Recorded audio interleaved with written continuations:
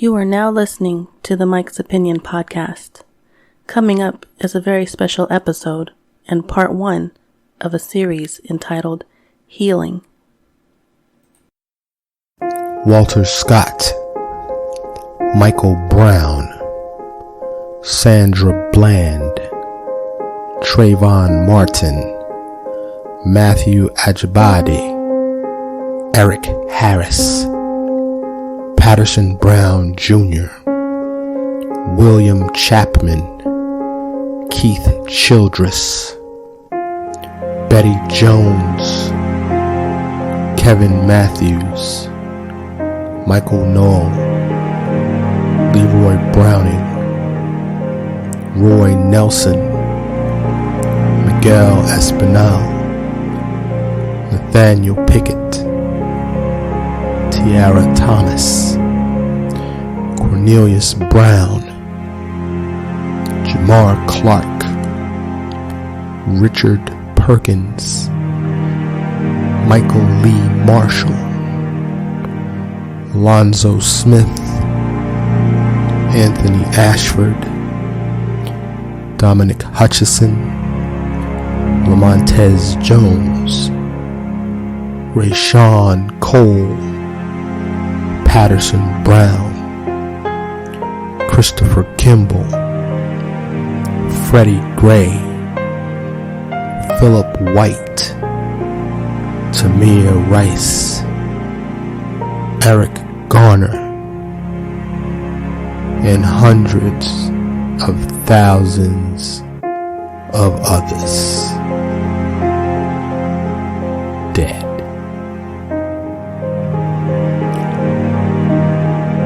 I don't want to do this episode. I don't want to do this episode. It's one in a series. This one is entitled Hate. And I don't want to do it. I have to do it. I must do it. And I'll tell you why.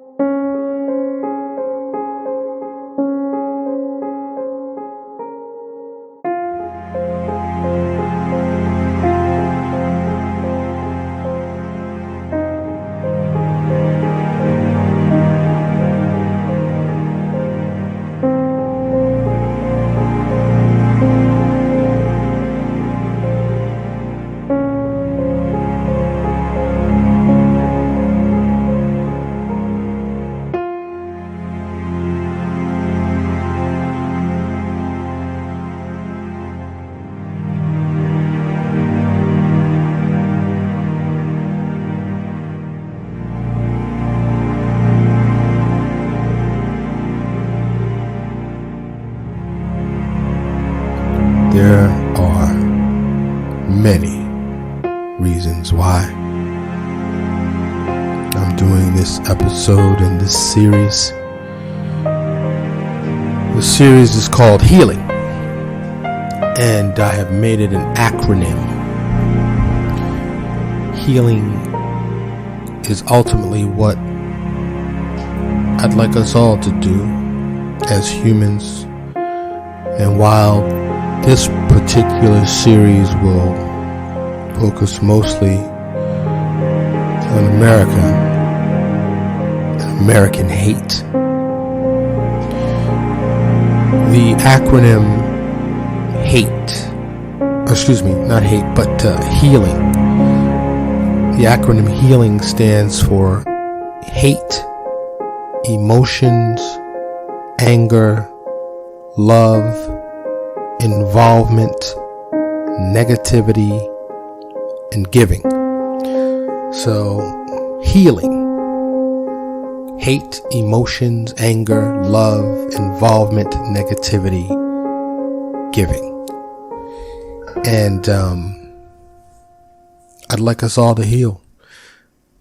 The first letter and word in this series, in this episode, is hate. It's the first episode.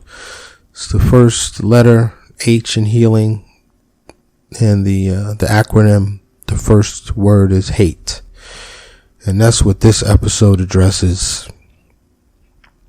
Hate. Among the many reasons why I feel I have to do this episode is I'm a black man living in 2020, the year 2020, in the United States of America. I am middle-aged. I am in my mid-50s. And I have seen a lot, learned a lot, read a lot, experienced a lot of hatred, of hate.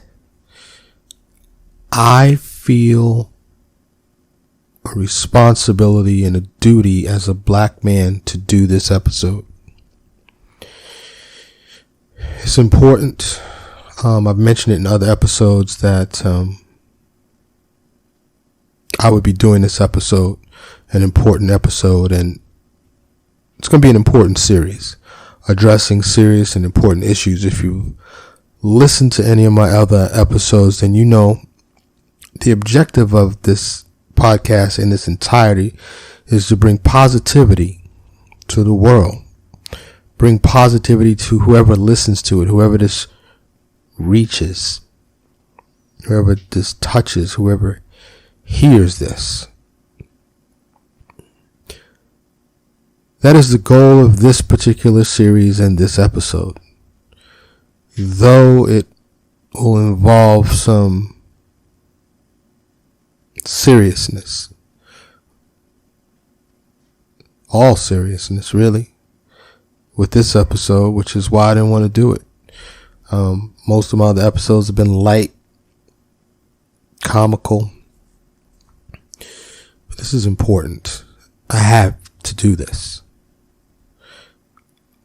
Another reason I want to do this episode is because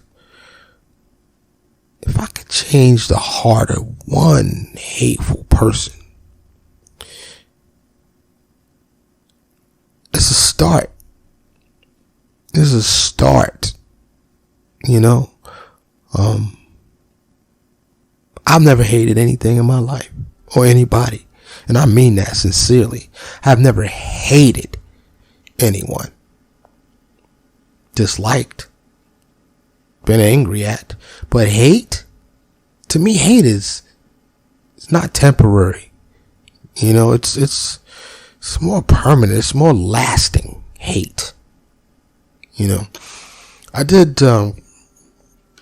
quite a bit of research to prepare for this episode, and it was hard for me not to make this black and white race as the central issue. But as a black man in America, it just kept coming back to that. Now, I want to state that I know hatred exists in many forms and fashions. You know, Jewish hate. People hate a short people, hate a fat people, hate a poor people, hate a rich people. I mean, the hatred has no boundaries, right? But when we start talking about things, it's tough not to incorporate our own experiences. If you Google hate, many things come up, and I try to stay away from saying the word I mean, when you search on the internet for the word hate, many things come up. Hate crime, hate speech, hate mail, hate groups, But one of the biggest things that come up is racial hatred in America. If you don't believe me, check it out. Search it. Among the top of those search results are the formal definitions. And according to the Merriam-Webster's website, hate can be both a noun and a verb. And it can be defined as intense hostility and aversion, usually deriving from fear, anger, or sense of injury.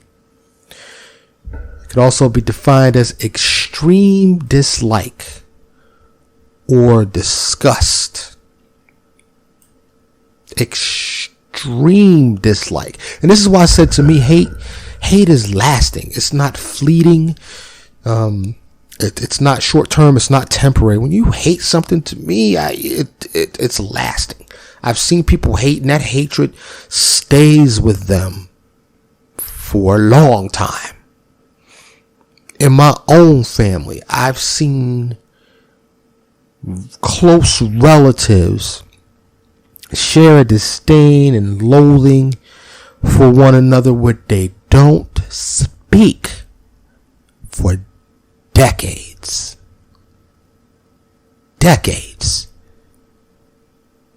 Unable to forgive, unable to empathize, unable to move on.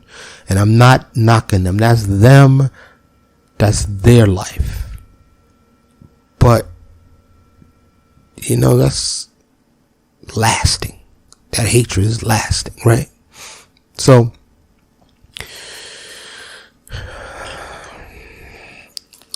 I know where this episode has to go, and this is why I didn't want to go there, because researching it, if you listen to the names that I mentioned, they are all black people killed at the hands of the police.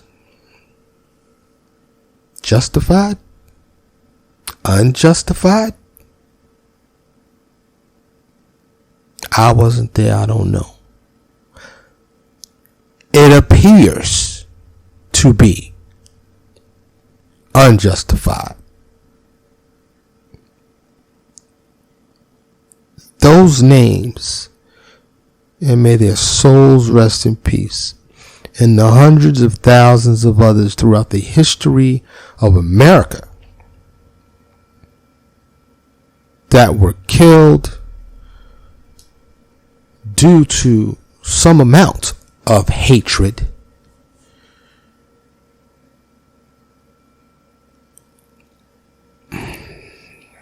I can't convey to you in words how it makes me feel. And it's like I said, I don't want to do this. I don't want to do this. I have to do this, though.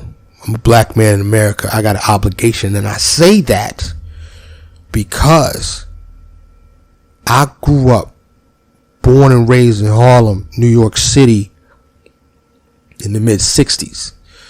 Okay? I got to contribute something. And I say that because my mother was there during the civil rights movement. And, there was, Martin Luther King, Malcolm X. There was countless others just, representing, protesting, putting in that work so black people can have. Say it loud. I'm black and I'm proud. James Brown. I applaud them. I applaud those people because they were out there. My mom's wasn't out there. If you fast forward to today, I'm not out there. And it shames me to say it. I'm not out there protesting, marching, locked arms. I'm not doing it.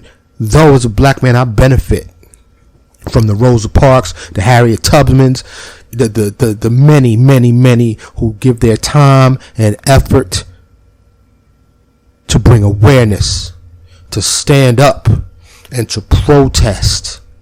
And I wish none of this shit existed. I'm just going to be frank and honest. I wish racism, I wish none of it existed. None of it. But I refuse to become the hater. I refuse to become the one that hates me. You're not going to drag me into that hate. I've never hated, and I mean that.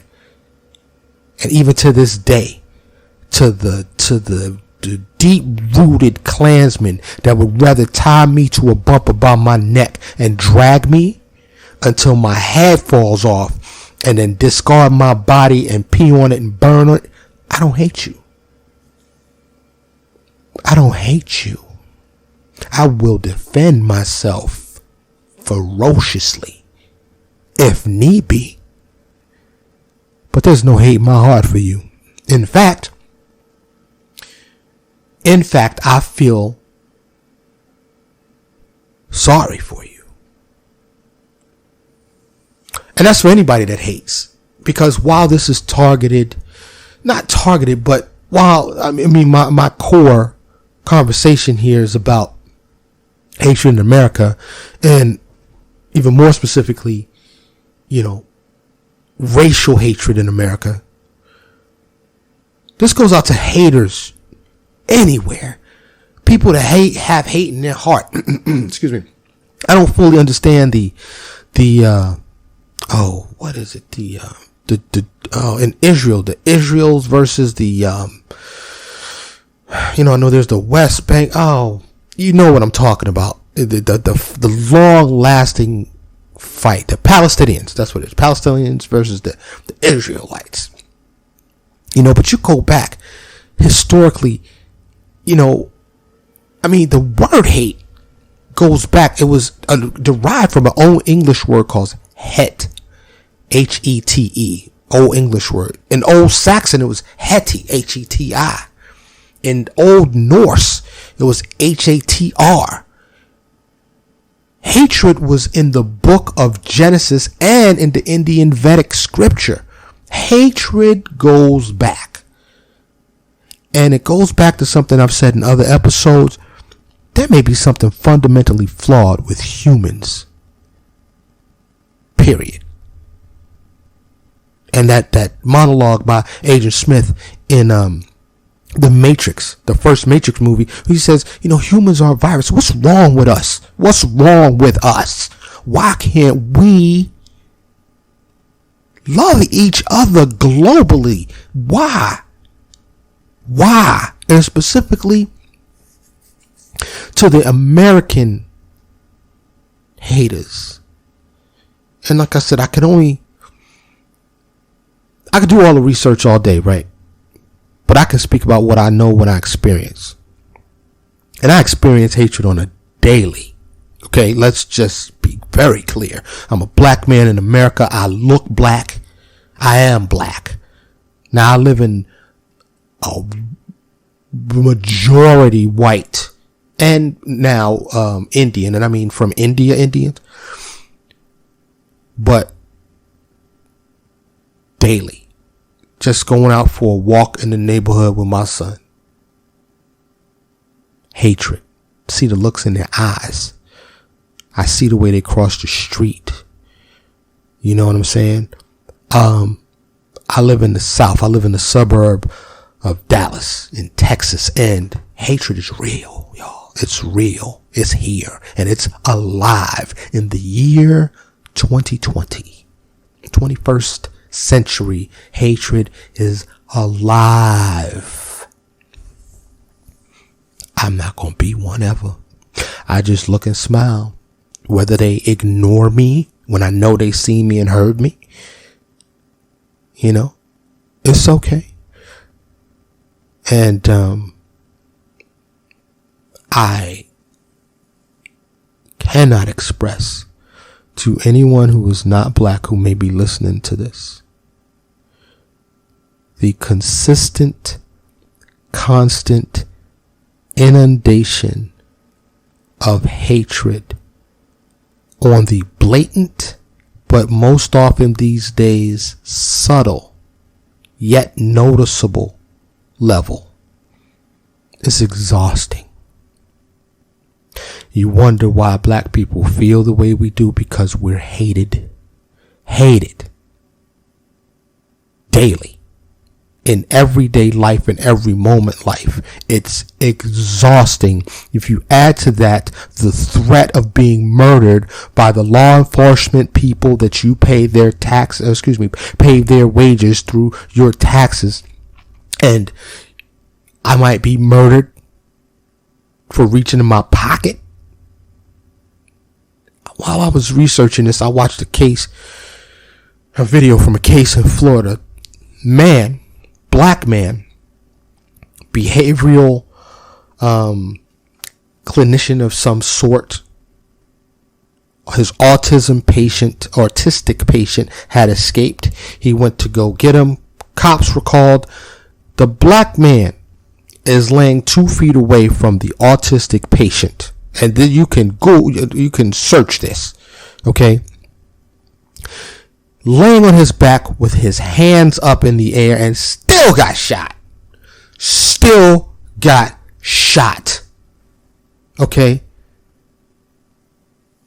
The names that I mentioned, and I want to give them the due respect. I want to do this right. I'm a novice at this, but I want to do this right. God bless your soul.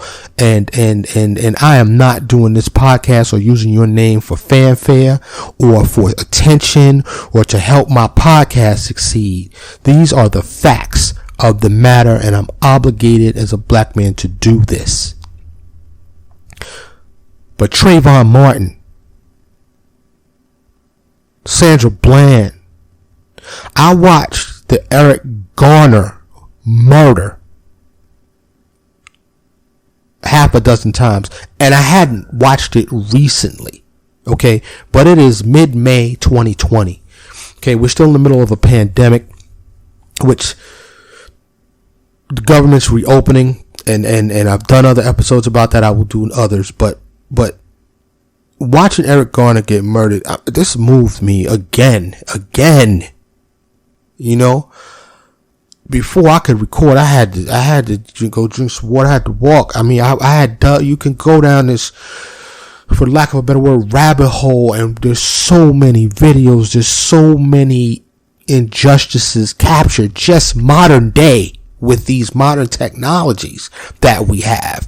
Can you think about the 1940s, 50s, 60s, when we didn't have this technology? Things that either just weren't reported or were reported and ignored. And you go back hundreds of years. We've been getting killed, abused, murdered. And I still don't hate you, hater. Still don't hate you. I refuse to hate you, because I'm not going to become you. I love you, but I will defend myself and my family. But I ain't got nothing but love for you, because I'm not going to become you. I pray for you to change. I hope for you to change. I wish for you to change, because guess what? Anybody that knows a hater, and I want this to be the central part of this episode,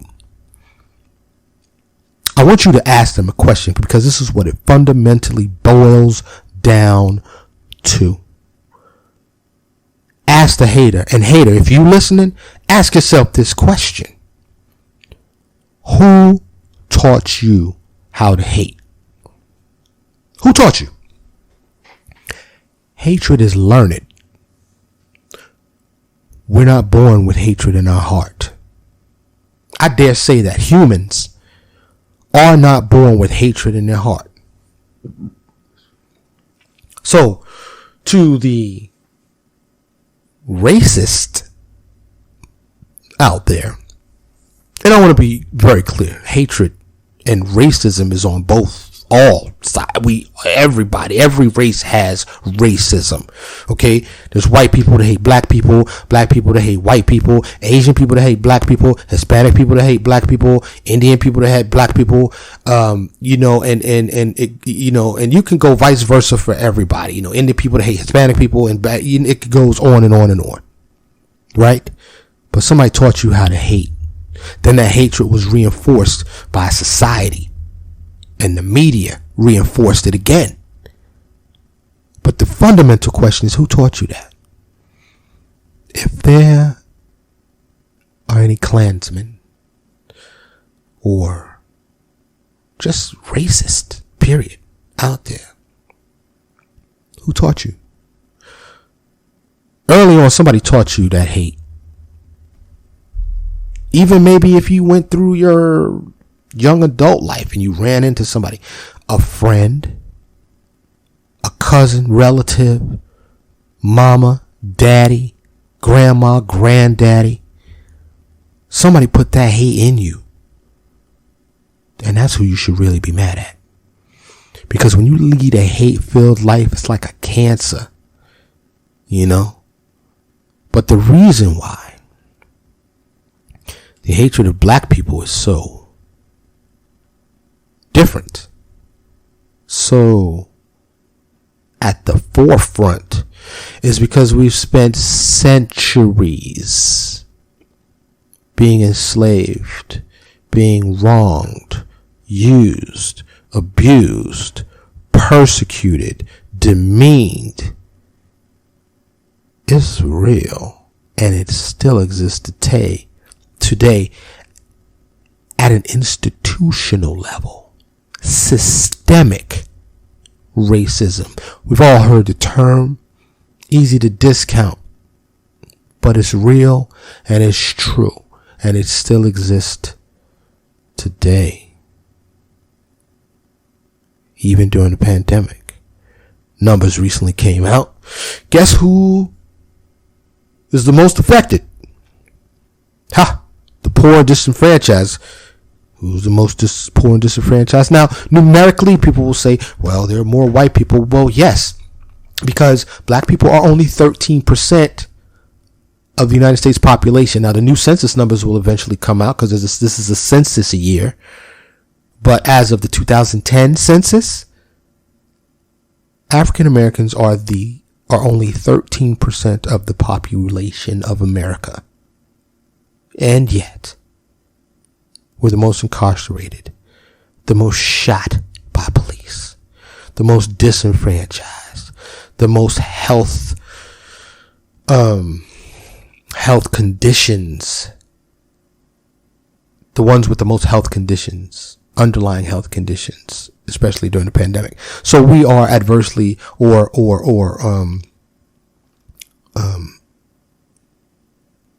I guess, for lack of a better word, are the ones that suffer the most from things like this pandemic and everything else. Now, I get tired. Like I said, it's exhausting because who wants to talk about this? Like I said, I didn't want to do this episode. Who wants to talk about it? I don't want to hear this. I don't want to talk about it, but I have to. It has to be said, has to be addressed, and the trueness, the realness of it is never going to be fixed. Reparations can come raining down in checks from the government. That's not going to help. Hatred being removed from people's hearts on a global and grand scale will never happen.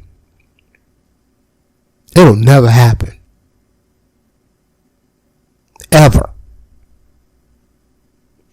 And I know that seems ridiculously pessimistic and hopeless. But the fact of the matter is, on a planet with 6 to 8 billion people, it's too big to happen. The companies are too big to fail. It's too big to change. Because hatred is still being taught right now, as you listen to this, somebody is teaching their child how to hate. And during their fundamental formative years, then that's going to be reinforced repeatedly by others, by society as a whole, and by media. And in other ways, of course, as well. But I can't give up. Even in a hopeless situation, I can't stop fighting. I can't stop trying. So that's why my words are being spoken today. That's why I'm making this episode. And this is why this is the first in a series, because I wanted to put this out there as the forefront, as the number one in the healing acronym. Hate. It's got to be talked about. I am a black man, and I know for a fact, without a doubt, not every white person hates black people. I sat back for a second. I just paused for a second because I just want you to digest that. Okay? I know this. I am aware of this. I have beautiful white people that I know that treat me well. I've had strangers that are white people that didn't tighten up. Their sphincter didn't tighten up and they didn't get uncomfortable at my presence. Though it happens often. But there are many, many white people that have marched alongside black people in the civil rights movement. And all white people don't hate black people. All black people don't hate white people. So that needs to be said as well. Okay? And that's great. That's awesome. But you don't see that reported in the media a lot, do you? No. We don't get a lot of good news from the news, which should be called the bad news, because that's all they give us is bad news. And then they want you to go to commercial and buy those products after they've made you feel horrible.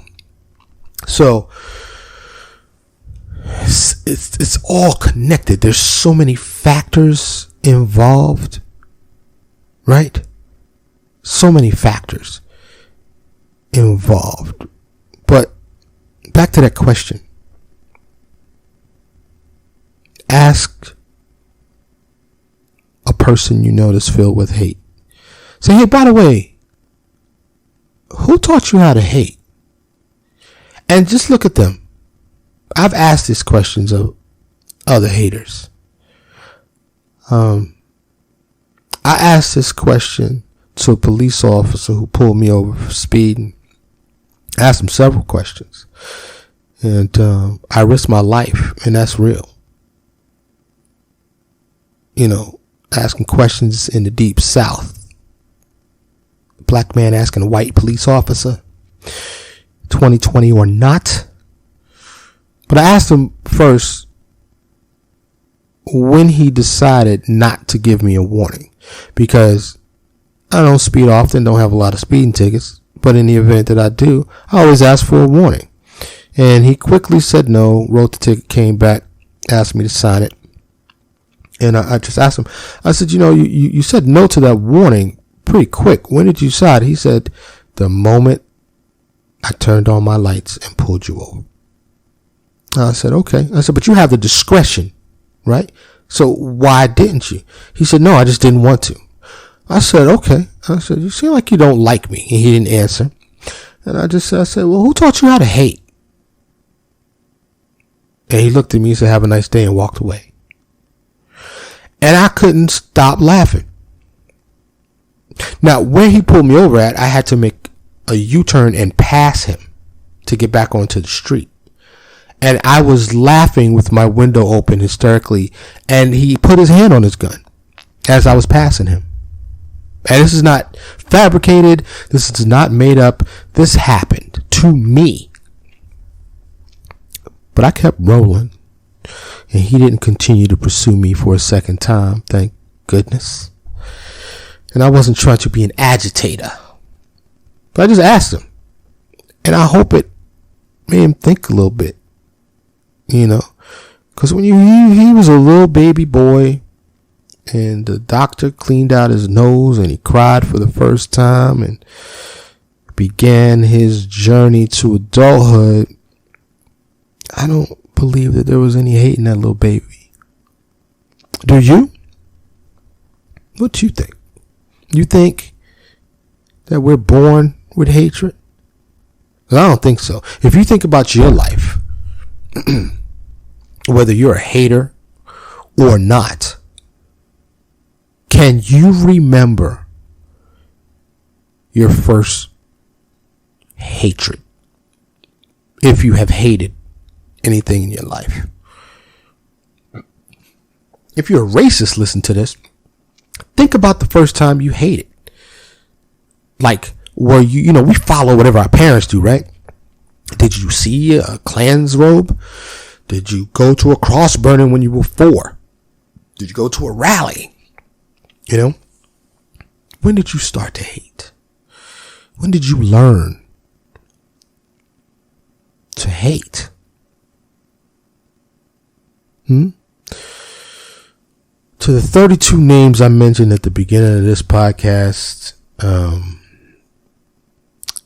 you know, a lot of those are years old cases, you know, years old.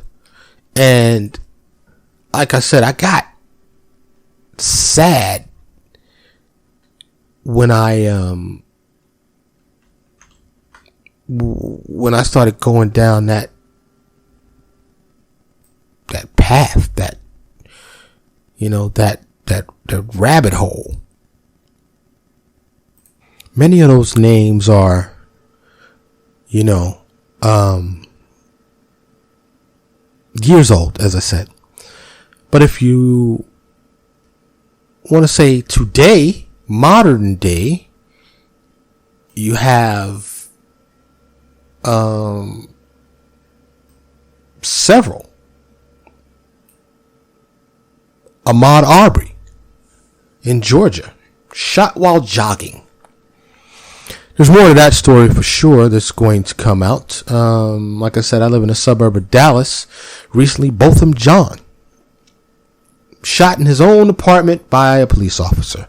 Doing nothing in his apartment. Doing nothing. Minding his own business. There's no shortage of these types of stories. And there hasn't been. Medgar Evers. The list is exhausting. I mean, I got worn out doing the research. A couple different times I had to step back. I had to fight back tears and rage. And, you know, oh my. And then I think back to my own life, how close I become or come to those situations, to being murdered. And innocent. You know, there's these things in the black community that you may or may not have heard. Driving while black, walking while black, jogging while black, looking for a house while black, being in your house while black. I know you don't want to hear it because I damn sure don't want to say it, but being black is hard. It's hard. Not just in America either, but especially in America. And that's my experience, so that's what I can share personally. And being the receiver of an unjustifiable hate. Okay? There are a multitude of reasons why certain black people are the way they are. And I don't want to say the N-word, but I remember comedian Chris Rock in one of his stand-up specials said, I'm not scared of black people. I'm scared of N-words. And he's from Brooklyn. I'm from New York. Ignorance comes in all colors. Okay. But black people are persecuted for the ignorance. But people forget that for centuries, we got our ass whipped for even thinking about reading a book. So if you wonder why the black race is decades and centuries behind, there are reasons for it. So that ignorance you think you see is justified. Okay. I believe, and I think it's been proven, that you can pass things down through genes. Alcoholism is one of them, among other health things, but addiction can be passed down through heredity at a DNA molecular level. Okay? Stress, disenfranchisement, or the results of disenfranchisement, all these things, it's too much for me to say, to mention, that these things that you see on the news, some young black kid acting wild, it's a whole bunch of stuff behind that. A whole bunch of stuff. Now, had he been silver spoon, not even a silver spoon, had he had a decent home with two parents and lived in a city with good infrastructure and peace and a fair shot, maybe that kid wouldn't act like that. Maybe that kid wouldn't be like that. Okay? But there are broken home after broken home after broken home, and I know because I come from one. But I escaped and managed to navigate all the traps. And I know a lot of dead people. I know a lot of imprisoned people. I know a lot of addicted people that couldn't beat it. And I beat it coming from a single parent household. Well, I had two, a mother and a grandmother. But I come from that. And I'm not addicted to anything. I don't take pharmaceuticals. I don't drink on a daily basis. I don't do drugs. I have a college education. And people say, well, Mike, if you did it, how come everybody else can't do it? I was lucky, blessed, fortunate. And it doesn't matter if a black man is the president or homeless. Disrespect and racism is daily and a way of life. I remember a State of the Union address with President Barack Obama, who's only half black, but he's perceived as the first black president and a black man. He is perceived as such. And he had said something, and I don't remember the exact thing, but a white Republican from his chair yelled out, "You lie!" Never in history of a presidential State of the Union has a president been disrespected like that. But President Barack Obama handled it. And that's why he was who he was, and he got where he got. Because he knew how to let that, brush his shoulder off. Not let that hatred getting under your skin, get it to motivate anger, to need to clap back. You know that old saying, sticks and stones may break my bones, but words will never hurt me. Because you can call me whatever you want. Somebody could walk up to my face and just say, N-word, N-word. I'm just going to look at you. Now, peace be unto you. I don't know who taught you how to hate. Apparently they were very effective. I hope you take the hatred out your heart. God bless you. And keep it moving. Now, if I feel threatened or if I am assaulted, I will have no choice but to defend myself with lethal means if need be. Okay. I have to. I can't just lay down and get murdered, right? Or get assaulted. But this is tough, man. This is a tough subject, and I had to come to grips with my responsibility to make this episode and to talk about this. Like I said, I'm not a protester or a demonstrator. And I feel some kind of way about that. I feel like I should be out there, right? But I say there's everybody else out there. They're doing it. There are those that are doing it. But this is my contribution to that.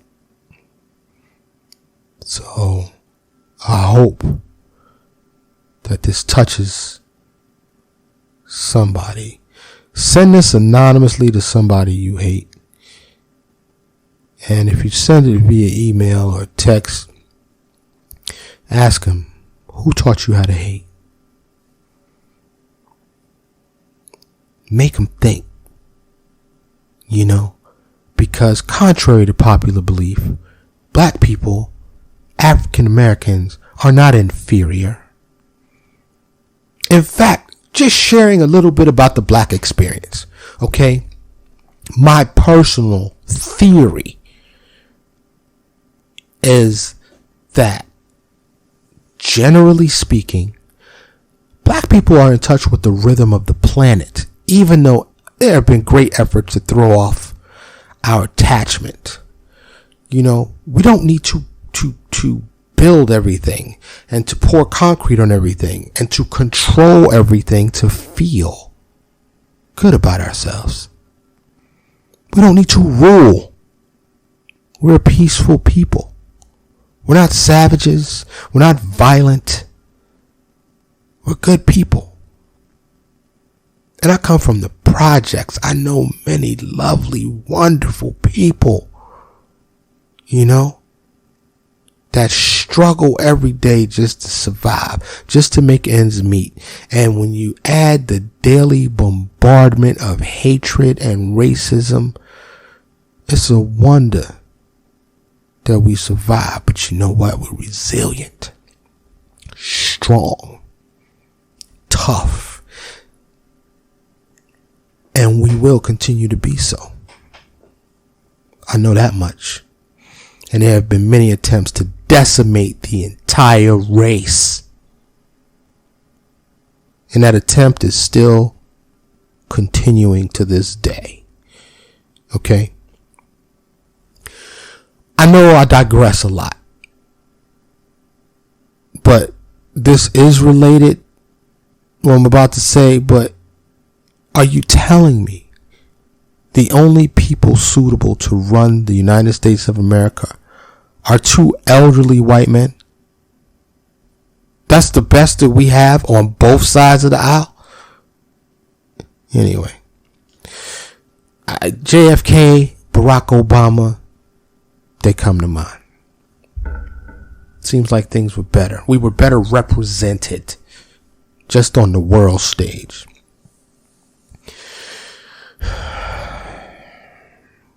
I don't know. I don't know where we're heading as a species, as a planet Earth. If there are other civilizations out there more advanced, we call them aliens, that happen to be visiting, what do they think about when they see us? As an Earthling, how do you feel about that? And then when you zoom in, if they learn more about this planet and say, hey, these particular people have been abused. And I've heard arguments, the Jews in the Holocaust versus black people in slavery, which one's worse? I know Jewish people, they getting it too. Hate crimes, anti-Semitic things. I know it's still happening, and I don't mean to disregard that, because I know you feel a lot of hatred too. However, I dare say It's not nearly on the scale that black people have. Because while I mentioned those 32 names of some recent dead black people, it's a long line. And I said hundreds of thousands. I wouldn't be surprised if it's in the millions. Because like I said, the underreported, the ones that we don't know about, you know, a black person going on Ancestry.com can only go back so far in America. The records are gone. We don't know how far can we go back. None of the African tribes we were taken from is notated, chronicled anywhere. Can only go but so far back. And that's it. That is it. Okay? The abuse, like I said, is exponential. And I wish it didn't exist. You know, I wish the Klansmen can change their heart. I wish the people in my neighborhood who see me and hate me strictly for the color of my skin, and they make all of these assumptions where I'm a nice person, educated, and, you know, I feel like I have to validate myself, right? I am this and that. You ever heard the person say, oh, he's very articulate? What? Yes, I can talk just like you can. Just like you. But, you know, you always feel like you have to validate. I watched Saturday Night Live Weekend Update, and they're doing it from home, which is awkward. But Michael Shea is the black host and the senior writer. I don't know if he still holds that position, but he mentioned in comical fashion, or attempted comical fashion, that he had to try not to make his white neighbors nervous when he walks in his neighborhood, which is predominantly white. And I felt him on that. I could relate to that, you know, because you're hyper aware of your blackness, because you don't want to scare anybody, because your presence alone already has that person who may or may not be racist. They just may not have, you know, any comfort level around black people. If I go back to the Merriam-Webster's definition of hate, it says intense hostility and aversion, usually deriving from fear, anger, or sense of injury. But that fear of not knowing, the unknown. I don't know black people. I don't hang out with them. I see a black male. Everything that I've learned says they're a threat, that they may rob me or hurt me, and that's just not the case. It's not a fact. Okay? And I'm not even going to front. I'm not going to lie. I'm shook like that sometimes too. If I see a group of young teenagers, now I feel the same way, depending on how they're dressed, of any race these days. Because if I see a group of young black teenagers wearing hoodies, you know, is there going to be some trouble? It's going to be some static. If I see a group of young white teenagers all in black hoodies, are they out to kill a black person today? I don't know. If I see a group of young Latinos or young Asians. Now, if I see a group of young Indian boys, I'm chilling. I'm not even crossing the street. Now, to my knowledge, there's been no stories reported of wild young Indian boys. And when I say Indian, I'm not talking about Native American. I'm talking about from India. So, you know, these stigmas and stereotypes have some truths to them. And me being a middle-aged black man, I don't want no trouble. I don't want no trouble. I will rise to the occasion if I need to, because I'm from the streets. I'm from Harlem in the South Bronx. Okay, I've seen it, been there, done that, done all of that. You know what I'm saying? And But I fight that though. So in the rare cases that I do, I don't cross the street, but I'm hyper aware myself. So I get how that white person is feeling, right? But I make a conscious effort to not judge and combat that. And they should too. How do we solve this problem? Is the next question I guess I can pose. How do we solve this problem? On a grand scale, like all at once, like really change the planet Earth and the hatred and racism that we have out there. I'm open to suggestions. We're looking for a vaccine right now for the SARS-2 coronavirus that causes COVID-19. Can we get a hatred vaccine? How about that? Would you get your shot? Would you get inoculated? Would you get vaccinated if there was a hatred vaccine? Can scientists work on that? Can we get a hatred vaccine? Hashtag hatred vaccine. Let's work on that. Not that the COVID-19 coronavirus is not important. Okay, as you've heard in other episodes, it's not killing people like other pandemics have on the tens of millions. Thank goodness, right? But how about a hatred vaccine? Can we work on that? I'm putting that in the suggestion box in the Americas and worldwide suggestion box. How about a hatred vaccine? Is hatred a gene? Have we isolated it to a strand or string of DNA? Have we found out what causes people to hate? I'd be willing, if we all just became a little more passive and docile, so be it. I'd be willing to take that vaccine for the sake of humanity. And stop all of these racial segregations or dividers, rather. Racial dividers, border dividers, race and culture. How about we just all be earthlings? Huh? How about that? But nope. We gotta be from this hood, from this race, from this culture, from this religion. All dividers. All dividers. Now, that sounds like some New World Order stuff, right?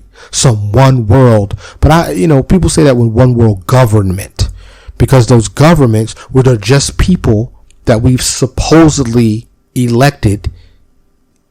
Which, can you elect somebody that you really want if you only have a certain amount of people to elect?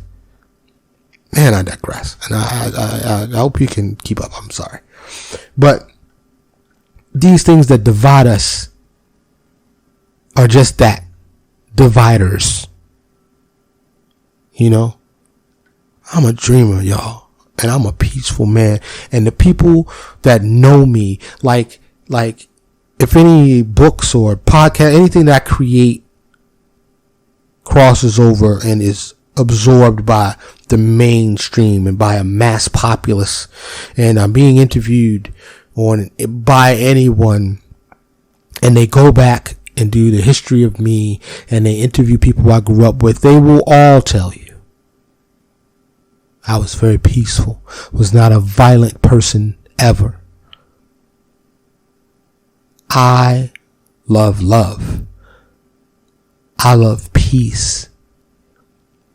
I love calm, tranquil environments, joyous environments. And that's all I've ever been. And I thank, God, for lack of a better word, because it doesn't matter who you believe in, what you believe in, the universe, the power, the force, Yahweh, Jehovah, Buddha, Muhammad, Jesus, it doesn't matter who or what you believe in, right? But I thank that entity or those entities that the hatred did not get put in me, is not in me, and has never been in me. And as I said, I felt a duty. I felt compelled. I felt responsible to make this episode. And if you were offended by any of it, I sincerely apologize, because that is not my intent. I love all people, of all colors, of all races. I've taught my children to love the same way, and I've raised one successful, happy, loving, caring, now an adult, and I'm raising another one to have no fear and no hatred. No hatred in his heart. And the episode directly prior to this was a conversation with my 7.5-year-old son, and you can hear in his voice he is happy. He is joy. He's a beacon of light to the planet, and I hope he stays that way. I hope nothing happens to him that corrupts his heart. But if it does, it won't come from his father. It will not come from me or his mother or his grandmother or anybody in his family, because my family, none of my family, immediate family especially, hates. We don't have hate, even though we know hate exists. So I will continue this series, but my main purpose of this episode was, one, to formally honor all of those who have died by murder and the wrongful hands of haters. And to ask the question, who taught you how to hate? Who taught you how to hate? And to go a step further, if you can identify that and acknowledge that that was taught, unlearn it. Teach yourself how to love, because I love you. If you were never loved, I love you, no matter who you are. I'm Mike, and this has been the Mike's Opinion Podcast.